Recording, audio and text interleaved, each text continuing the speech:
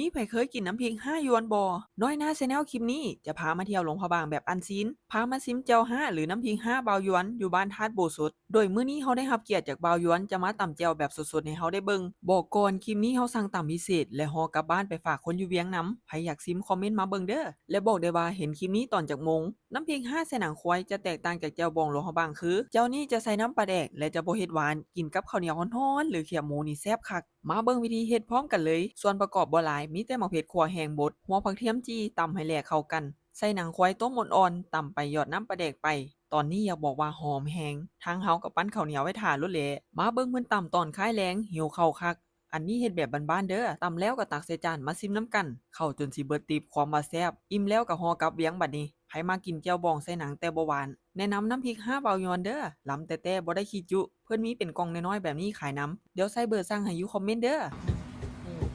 อันนี้จะมีแจ่วเผ็ดสูตรเดียวบ่มีเผ็ดน้อยเผ็ดหลาย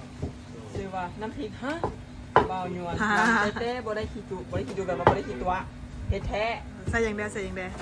ใส่แน่ ใส่ปลาแดก หลังมันปลาแดกแล้วก็หนังควาย ควายห ห นั นั ง งยุโรปเขาบ้านจะได้กินหนังควาย ลาเกียบหมูควาย เขาเฮ็ดขายเอง ค่ะ น้ำพริก แต่ว่า 5 บาท ภาษามีคำตรงตัวเขาอะนะ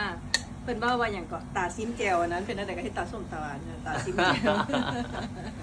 อ้าวเขาสิมาซิมแจวสามัคคีเนาะ โอเค น้อยหน้าจากซ่องน้อยหน้า